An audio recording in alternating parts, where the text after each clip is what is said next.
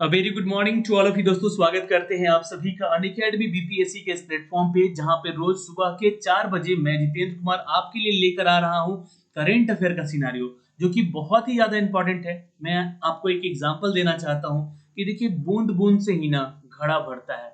जी हाँ, बूंद बूंद से ही क्या है तो घड़ा भरता है। तो रोज अगर आप 10 क्वेश्चन करेंट अफेयर के पढ़ रहे हैं, तो आगे चलकर जब ये एग्जाम होगा आपका, तो आपके पास सोचिए नंबर ऑफ क्वेश्चन कलेक्शन कितने हो जाएंगे। और यहाँ से ये इस प्लेटफॉर्म पे अगर देखा जाए तो ये सारी चीजें आपको फ्री ऑफ कॉस्ट में तो पढ़ाई जा रही हैं अभी।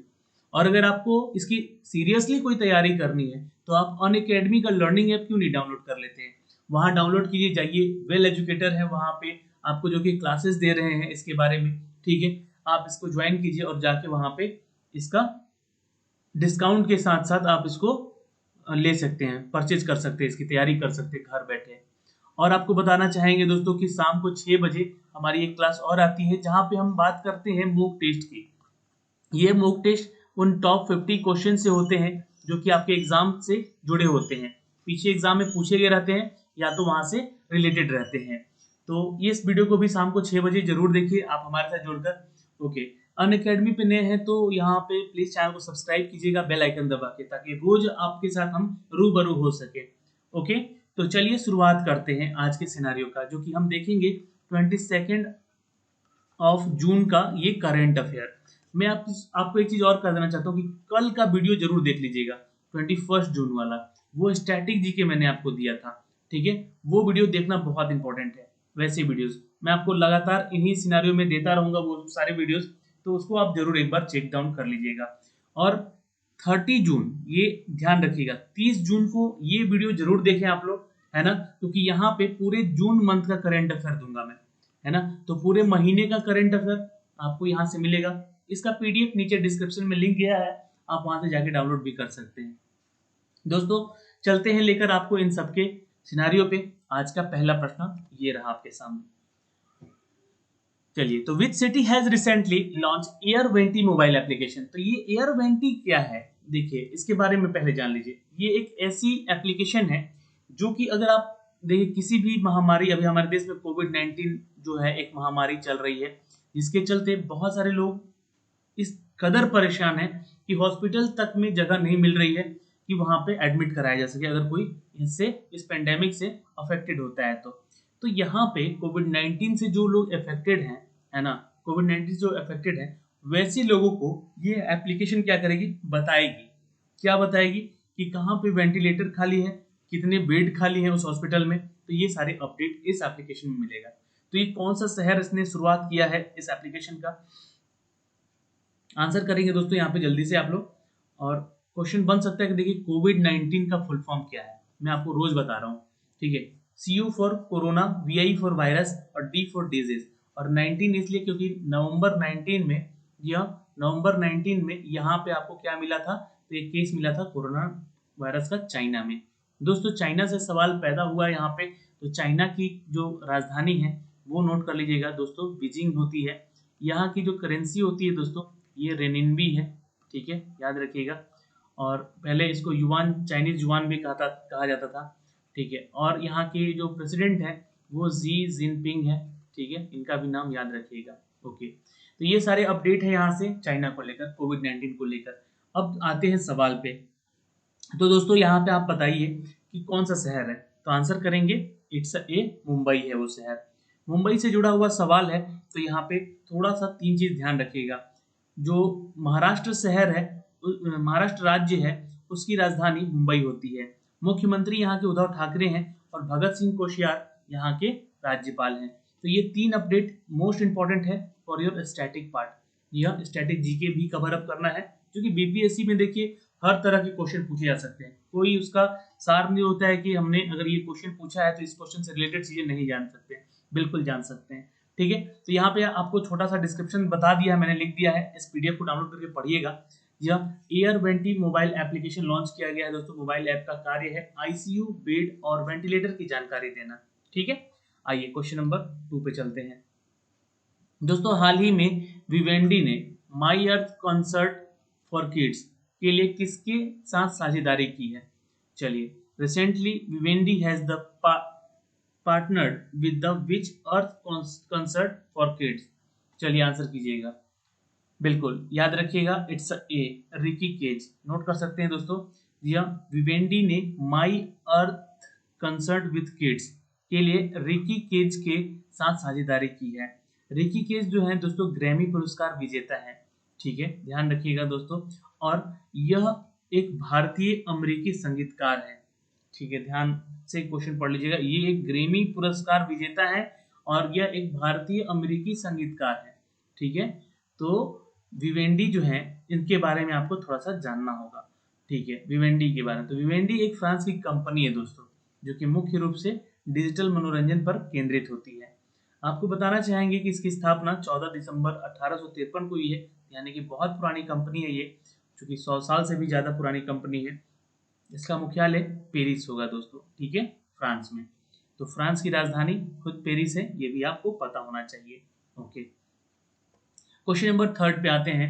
हाल ही में कौन सा बैंक अपनी लोन प्रक्रिया को पूरी तरह से डिजिटल बनाएगा? चलिए, recently which bank will make it's loan process completely digital? तो अब देखिए डिजिटल का ही जमाना आ रहा है ना, हर कोई डिजिटल होना चाह रहा है, क्योंकि ऑफलाइन नहीं जाने चाह रहे लोग, डर से भी कि कोविड-19 का प्रकोप ना उनके ऊपर आ जाए। तो डिजिटली तो आपको अवेयर होना पड़ेगा, आज नहीं तो कल। तो ये कौन सा बैंक है जो कि अपने आप को डिजिटल करने जा रहा है, लोन की प्रक्रियाओं को? आंसर करेंगे दोस्तों, it's C, bank of Baroda is the right answer. नोट कर सकते हैं, बैंक ऑफ बड़ौदा। दोस्तों यहाँ पे जुड़े हुए सवाल हैं, जैसे कि बैंक ऑफ बड़ौदा से स्टैटिक पार्ट मैंने जो यहाँ पे आपको बताया है उसको आप नोट कर लीजिएगा, क्योंकि बैंक ऑफ बड़ौदा की स्थापना 20 जुलाई 1908 को हुई है। इसका मुख्यालय गुजरात में है, बड़ोदरा में, ठीक है। और एमडी और सीईओ अभी फिलहाल संजीव चड्डा है। और टैगलाइन क्या है इस बैंक का? तो भारत का अंतर्राष्ट्रीय बैंक कहा जाता है ये, ठीक है। इसका टैग लाइन है, हर बैंक का टैग लाइन होता है, तो वो आपको पता होना चाहिए, क्योंकि ये क्वेश्चन अक्सर पूछता है टैग लाइन के बारे में, ठीक है। तो बैंक ऑफ बड़ौदा ने घोषणा किया है कि वह लोन प्रक्रिया को पूरी तरह डिजिटल बनाएगा और भारत का यह तीसरा सबसे बड़ा ऋणदाता बैंक है, तीसरा सबसे बड़ा ऋणदाता बैंक है बैंक ऑफ बड़ौदा। ऋण देने की प्रक्रिया का पूरी तरह से डिजिटलीकरण करने का फैसला किया गया है, जिसमें कि होम, कृषि, सूचना और उद्यम, पर्सनल और ऑटो लोन शामिल है इसमें, ठीक है। तो ये पॉइंट यहाँ से नोट कर सकते हैं, इसके ऊपर लिखने को आ सकता है आपको मेंस में, है ना। तो मेंस का पार्ट भी आप लोग थोड़ा ध्यान करिएगा, जो टॉपिक आपको बोल दूं उसको साइड में लिख लीजिए, इसके ऊपर थोड़ा सा पढ़ के अच्छे से गूगल वगैरह करके उसका एक नोट्स जरूर बना लिया करेंगे, ठीक है। आइए क्वेश्चन नंबर 4 पे चलते हैं। दोस्तों विश्व शरणार्थी दिवस कब मनाया जाता है? When is the World Refugee Day celebrated? बिल्कुल आंसर करेंगे दोस्तों, it's C is the right answer, 20 जून। नोट कर सकते हैं, 20 जून को हर साल विश्व शरणार्थी दिवस मनाया जाता है, याद रखेंगे दोस्तों। आपको बता दें कि विश्व शरणार्थी दिवस प्रतिवर्ष 20 जून को मनाया जाता है और यह दिन शरणार्थी के सम्मान दिलाने और उनकी दुर्दशा की तरफ विश्व का ध्यान आकर्षित करने के लिए मनाया जाता है दोस्तों।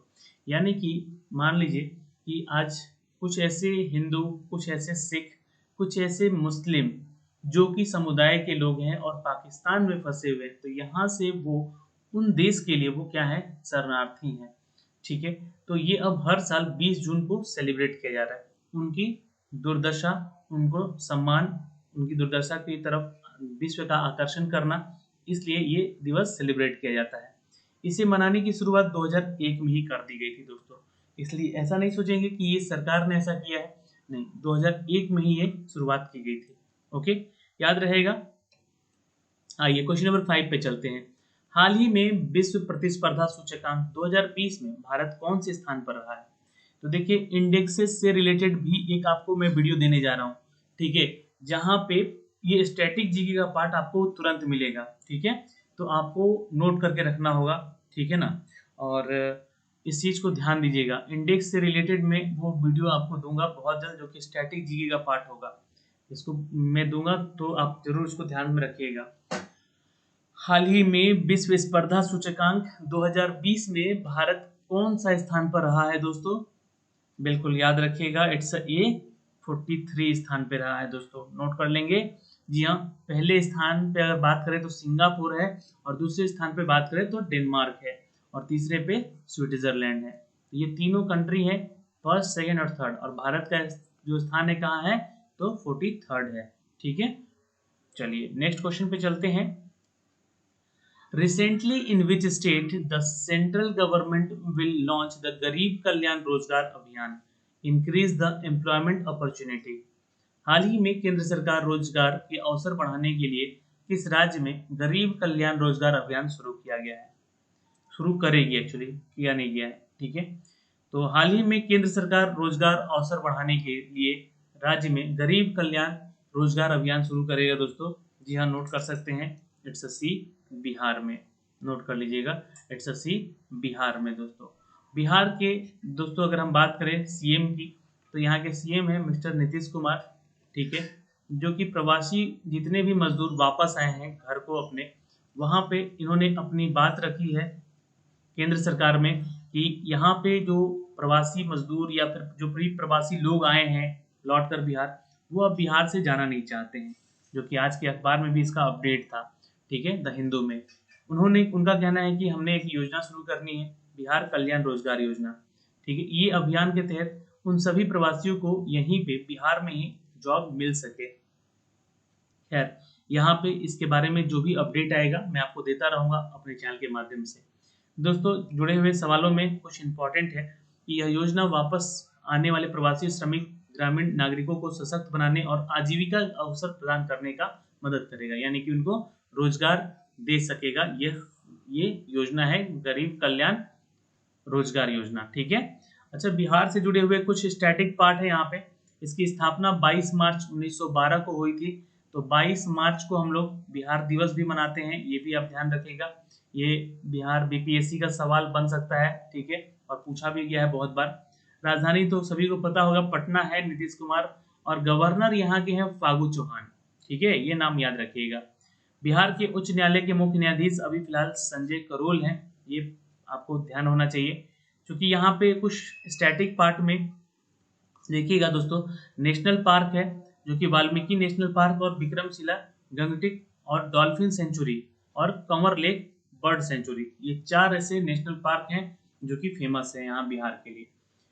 तो ये सारे अपडेट थे क्वेश्चन नंबर 6 में बिहार को लेकर। ठीक है, चलिए आते हैं क्वेश्चन नंबर 7 पे। हाल ही में किसने ऑनलाइन बाल यौन शोषण से निपटने के लिए प्रोटेक्ट शुरू किया है? Recently, who has launched the Protect to tackle online child sexual abuse? चलिए, तो ये है एप्लीकेशन दोस्तों, सोशल मीडिया का एप्लीकेशन है फेसबुक। जी हाँ, हाल ही में ऑनलाइन बाल यौन शोषण से निपटने के लिए प्रोटेक्ट शुरू किया है दोस्तों फेसबुक ने। दोस्तों, फेसबुक से जुड़े हुए कुछ सवाल अगर आपसे पूछे तो बताइएगा। इसके जो संस्थापक है वो मार्क जुकरबर्ग हैं और सीईओ भी है इस कंपनी के। इसका मुख्यालय कैलिफोर्निया यूएसए में है, और यूएसए के अभी डोनाल्ड ट्रंप जो है ये क्या है, तो प्रेसिडेंट है। ठीक है, फेसबुक एक सोशल नेटवर्किंग साइट है जिसकी स्थापना 2004 में की गई थी, जो कि एक फ्रेंडशिप को लेकर भी एक सोशल मीडिया में आई और अपनी क्रांति ये 10 सालों में बहुत ही ज्यादा ऊंचाइयों पर गई फेसबुक। ठीक है, तो हाल ही में किसने ऑनलाइन बाल यौन शोषण से निपटने के प्रोटेक्ट शुरू किया है, तो फेसबुक ने। चलिए क्वेश्चन नंबर 8 पे चलते हैं। हाल ही में किस बैंक ने भारतीय अर्थव्यवस्था ने वित्तीय वर्ष 2021 में 4% तक सिकुड़ने का अनुमान लगाया है? Recently which bank has projected the Indian economy, भारतीय अर्थव्यवस्था की बात की जा रही है कि 4% और ये श्रिंक हो सकता है, यानी कि बर्बाद होने की कगार पे है 2021 में हम लोग। ठीक है, तो आर्थिक स्थिति अगर सही नहीं रही, नौकरियां जाएंगी, बेरोजगार लोग होंगे, लेकिन सरकार इस पे इनको काम बहुत तेजी से करना होगा कि सारी चीजें सुधार ली जाए। जो प्रोजेक्ट में पैसे देने की बातें की गई हैं 20 लाख करोड़ रुपए की, वो आ जाए तो शायद देश की स्थिति सुधर भी जाए। ठीक है, तो यहाँ से अपडेट है दोस्तों, किसने दिया है, तो इस इंडेक्स ने दिया है, तो बी, यानी कि एशियन डेवलपमेंट बैंक ने दिया है दोस्तों। ठीक है, याद रखिएगा, एशियन डेवलपमेंट बैंक ने ये अपडेट दिया है। क्या दिया है कि भारतीय अर्थव्यवस्था का वित्तीय वर्ष 2021 जो है 4% तक और सिकुड़ जाएगा, श्रिंक हो जाएगा। ठीक है, तो यहाँ से अगर जुड़े हुए कुछ सवाल पूछे एशियाई बैंक से तो ध्यान रखिएगा दोस्तों। स्थापना इसकी हुई थी 1966 में 19 दिसंबर को, और मनीला जो कि फिलीपींस में है, यहाँ का मुख्यालय, इसका हेडक्वार्टर है ये क्वेश्चन पूछा गया है एग्जाम में, बिहार दरोगा में भी पूछा गया है। एडीबी का मुख्यालय कहाँ है, तो मनीला है। और अध्यक्ष कौन है, तो मात्सुंग है, नोट कर लीजिएगा, मात्सुंग असाकावा, ठीक है, जो कि जापानीज है।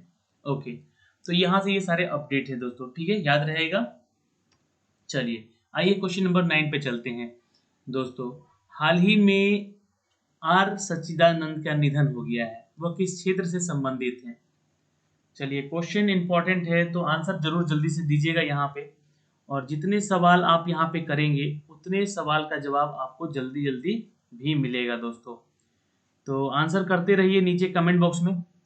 हाल ही में आर के सच्चिदानंद, जी हाँ दोस्तों, और हाँ सच्चिदानंद का निधन हो गया है, ठीक है। चलिए आंसर करेंगे दोस्तों जल्दी से। बिल्कुल याद रखिएगा, it's a C is the right answer, नोट कर लीजिएगा, it's a C is the right answer. Okay, film director थे ये आर सच्चिदानंद, ठीक है, के आर सच्चिदानंद क्या थे ये, फिल्म डायरेक्टर थे। तो यह किस क्षेत्र से संबंधित है दोस्तों, तो फिल्म डायरेक्शन थे, यानी कि फिल्मी दुनिया से संबंधित है। आपको बता देना चाहते हैं कि फिल्म निर्देशक, पटकथा लेखक और निर्माता के आर का जून 2020 में सचिन के नाम से मशहूर एक सच्चिदानंद का निधन हो गया है, ठीक है, सचिन के नाम से भी जाने जाते थे ये। और उन्हें ड्राइविंग लाइसेंस, रामलीला सीनियर और रन ऑफ बेबी रन सहित कई हिट फिल्में भी इन्होंने लिखी थी। तो एक राइटर थे, ठीक है, याद रखिएगा। अगला क्वेश्चन है दोस्तों यहाँ पे, क्वेश्चन नंबर 10। हाल ही में किसने कोविड-19 के लिए भारत की पहली मोबाइल लैब लॉन्च की है। चलिए तो आंसर करेंगे दोस्तों, कोविड-19 के लिए भारत की पहली मोबाइल लैब लॉन्च किया गया है, ये है दोस्तों, इट्स ए, जी हाँ, डॉक्टर हर्षवर्धन, नोट कर सकते हैं, जी हाँ, डॉक्टर हर्षवर्धन। दोस्तों केंद्रीय स्वास्थ्य मंत्री हैं हमारे डॉक्टर हर्षवर्धन जी, जो कि कोविड-19 के लिए भारत की पहली मोबाइल लैब आई लैब लॉन्च किया गया है। मोबाइल लैब का मुख्य उद्देश्य भारत में महत्वपूर्ण स्वास्थ्य देखभाल तकनीकी कमी को दूर करना और निरंतर आत्मनिर्भरता को एक चरण आगे बढ़ाना है। इस कार्यक्रम में इस मोबाइल लैब लॉन्च का कार्य है। तो डॉक्टर हर्षवर्धन हमारे केंद्रीय स्वास्थ्य मंत्री हैं, जी हाँ, जिन्होंने ये आई लैब का लॉन्च किया है दोस्तों। भारत में पहला ये लैब बनकर तैयार हो चुका है। तो ये सारे अपडेट थे दोस्तों यहाँ से इस सिनारियो में। तो आज के लिए इस वीडियो में इतना ही। आप हमारे साथ जुड़े रहें इसके लिए बहुत बहुत धन्यवाद, और शाम का वीडियो देखना बिल्कुल नहीं भूलेंगे। जी हाँ दोस्तों, शाम को 6 बजे आप हमारे साथ जुड़िए, जहाँ पे मॉक टेस्ट दिए जा रहे हैं आपको, ठीक है, टॉप 50 मॉक टेस्ट हैं वो। ओके, तो आज के लिए इतना ही, मिलते हैं आपसे अगले वीडियो में, तब तक के लिए बाय बाय, टेक केयर, ध्यान रखिएगा अपना और अपने परिवार का।